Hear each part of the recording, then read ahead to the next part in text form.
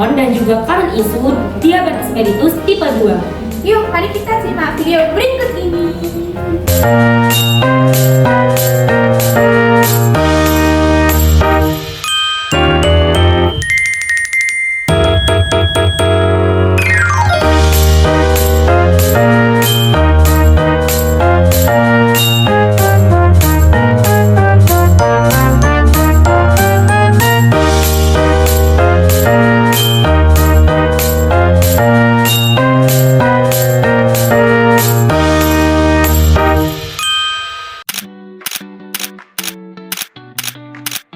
Pernahkah kalian mendengar tentang diabetes mellitus tipe 2?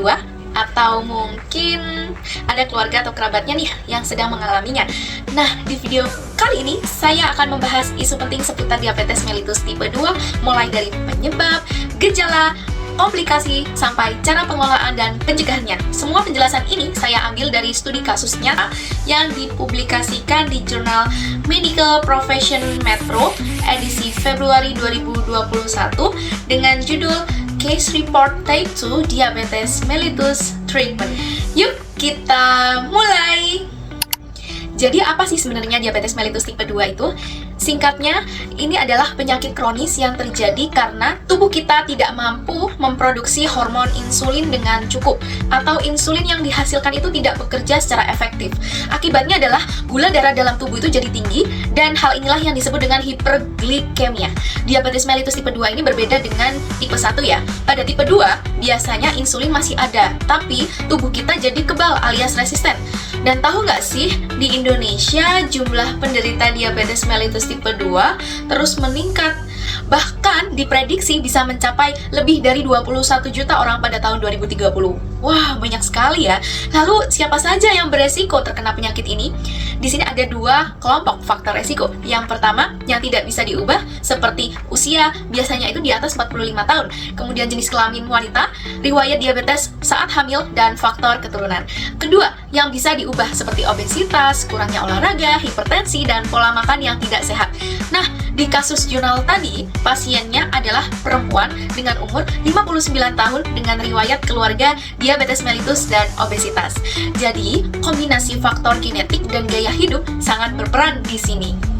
Sekarang yuk kita bahas soal hormon. Hormon utama yang berperan adalah insulin. Kalau insulin tidak cukup atau tidak bekerja dengan baik, maka gula darah jadi menumpuk di dalam darah loh. Selain itu, pada wanita perubahan hormon seperti estrogen dan progesteron saat menopause bisa bikin lemak tubuh makin menumpuk dan risiko diabetes makin meningkat.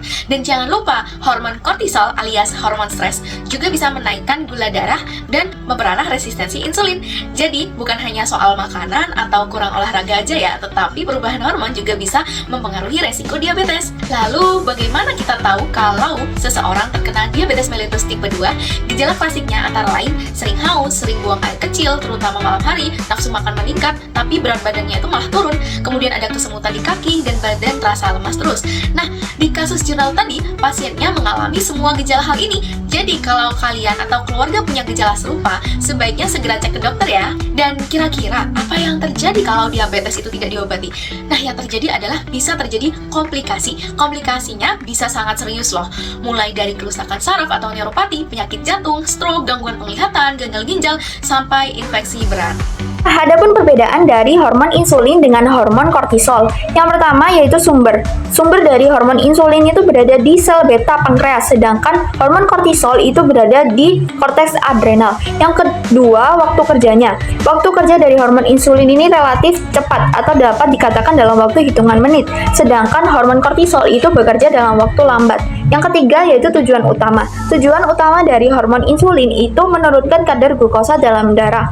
Nah, sedangkan hormon kortisol itu meningkatkan kadar glukosa dalam darah. Hormon insulin ini dilepaskan pada saat kadar glukosa dalam darah itu tinggi, sedangkan kortisol itu dilepaskan pada saat kadar glukosa dalam darah itu rendah. Nah, selanjutnya, hormon kecil efeknya besar. Yuk kenalan sama hormon estrogen, si pengatur irama tubuh perempuan. Hormon estrogen itu hormon yang mengatur tentang pubertas, siklus haid, kesuburan, sampai bikin kulit glowing dan tulang kuat. Nah, gimana sih cara kerjanya? Jadi, estrogen diproduksi di ovarium, terus dibawa lewat darah ke organ target, kayak rahim, payudara, dan otak. Di situ, dia juga kasih sinyal buat ngatur pertumbuhan dan fungsi organ itu. Buat kelainan hormon ini ada apa aja sih? Jadi, hormon estrogen kalau kebanyakan bisa ganggu haid, bikin nyeri payudara, bahkan resiko kanker. Lalu, kalau kekurangan hormon estrogen bisa bikin haid nggak teratur, tulang rapuh, sampai ganggu kesuburan wanita. Selanjutnya kita akan berkenalan dengan hormon progesteron. Nah, hormon ini merupakan hormon yang sangat penting loh bagi perempuan. Nah, apa sih hormon progesteron itu? Jadi, hormon progesteron merupakan hormon steroid yang dihasilkan di korpus luteum yang ada di ovarium setelah masa ovulasi dan juga diproduksi di plasenta pada masa kehamilan. Selain itu, sebagian kecil dari hormon ini itu juga diproduksi di kelenjar adrenal. Fungsi utama dari hormon ini adalah menyiapkan rahim untuk kehamilan dengan cara menebalkan dan juga memelihara lapisan rahim atau endometrium untuk mendukung implantasi dari embrio. Selain itu, hormon ini itu juga berperan penting dalam mengatur siklus menstruasi pada wanita dan juga mendukung perkembangan dari kelenjar susu. Hormon progesteron ini berikatan dengan reseptor progesteron yang ada di sel target yang nantinya akan mengaktifkan dan juga menonaktifkan gen spesifik yang mengatur pertumbuhan dari jaringan rahim dan juga sistem reproduksi. Nah, hormon ini itu berperan dengan cara menebalkan lapisan rahim agar nantinya siap ditempeli oleh sel telur yang telah berhasil dibuahi. Nah, kalau tidak terjadi kehamilan, maka nanti kadar progesteron ini akan turun sehingga menyebabkan menstruasi pada wanita. Ketidakseimbangan dari hormon ini itu bisa mengakibatkan gangguan pada kesehatan, terutama bagi wanita di usia reproduktif. Gangguan pertama itu ada defisiensi progesteron. Defisiensi progesteron ini itu bisa menyebabkan gangguan fase luteal sehingga bisa menyebabkan infertilitas.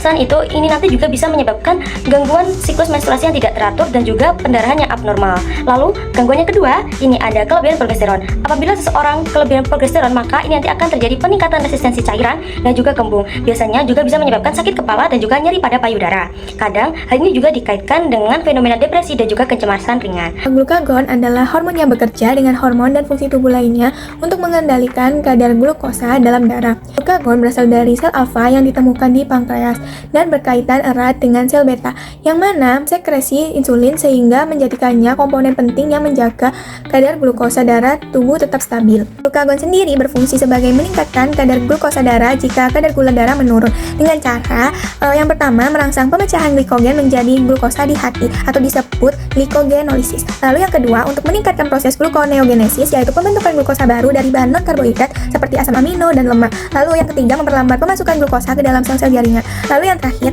meningkatkan pemecahan lemak dan protein untuk digunakan dalam proses gluconeogenesis. Glukagon mempercepat pemecahan glikogen yang mana glukagon mengaktifkan enzim glikogen fosforilase di hati yang memecah glikogen menjadi glukosa 1-fosfat. Glukosa 1-fosfat kemudian dikonversi menjadi glukosa dan dilepaskan ke dalam darah. Lalu merangsang gluconeogenesis yang mana glukagon meningkatkan sintesis glukosa dari sumber non-karbohidrat seperti asam amino dan asam laktat yang juga dikenal sebagai gluconeogenesis. Lalu, yang terakhir menghambat pengambilan glukosa, yang mana glukagon menghambat glikolisis atau pemecahan glukosa dan glikogenesis atau pembentukan glikogen di hati, sehingga mencegah glukosa digunakan oleh hati sendiri dan tetap berada dalam aliran darah. Glukagon dapat mengganggu mekanisme tubuh untuk meningkatkan kadar gula darah saat diperlukan, misalnya saat tubuh sedang berpuasa atau setelah olahraga berat. Hal ini dapat menyebabkan hipoglikemia yang ditandai dengan gejala seperti pusing, lemas, gemetar, berkeringat, dan dalam kasus yang parahnya itu sampai hilang kesadaran. Selanjutnya adalah hormon adrenalin. Hormon adrenalin adalah hormon yang diproduksi oleh kelenjar adrenal atau adrenal medula. Hormon ini diaktifasi ketika kita berada di situasi genting yang mengharuskan kita fight or flight, menghadapinya atau lari dari situasi tersebut. Situasi ini mengharuskan otot untuk memiliki respon yang cepat dan kuat karena respon ini adalah respon yang genting atau berbahaya. Lalu cara kerjanya adalah otak akan mendeteksi situasi berbahaya tersebut lalu mengirimkan sinyal kepada hipotalamus. Hipotalamus akan mengirimkan sinyal kepada kelenjar adrenalin untuk memproduksi hormon adrenalin.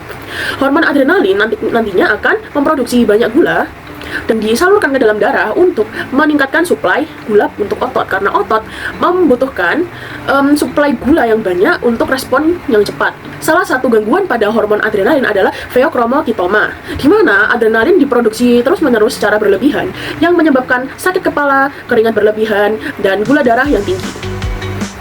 Lalu, apa kaitan hormon adrenalin dengan diabetes mellitus tipe 2? Diabetes mellitus tipe 2 adalah kondisi di mana sang penderita tidak memproduksi insulin yang cukup.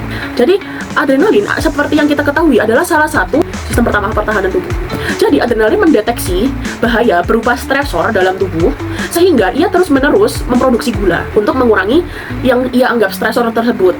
Tetapi, karena tidak diimbangi oleh insulin, gula dalam tubuh akhirnya menjadi berlebihan dan menyebabkan diabetes mellitus tipe 2. Nah, jika kita analisis pada kasus di jurnal Case Report Type 2 Diabetes Mellitus Treatment, pasiennya sudah mulai mengalami kesemutan di kaki. Lalu, bagaimana cara mengelola dan mencegahnya? Pengelolaan diabetes mellitus tipe 2 itu harus holistik. Pasien pada jurnal tadi diberikan obat metformin untuk membantu menurunkan gula darah. Selain obat, edukasi tentang pola makan juga sangat penting. Disarankan makan 6 kali sehari dengan porsi kecil dan jadwal teratur, serta memilih makanan yang seimbang. Jangan lupa juga peran keluarga sangat besar dalam mendukung pasien agar tetap semangat menjalani pengobatan dan pola hidup sehat. Kesimpulannya adalah diabetes mellitus tipe 2 adalah penyakit yang bisa menyerang siapa saja, terutama jika ada faktor risiko genetik dan gaya hidup tidak sehat.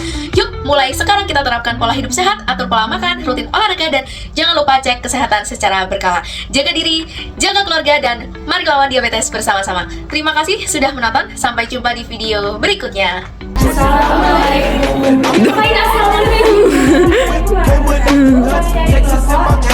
I'm tripping on a trip with her. See me how I live it up. I'm tangled up in diamond cuts. You see they little bubble butts jiggle when they walk with us. Memphis niggas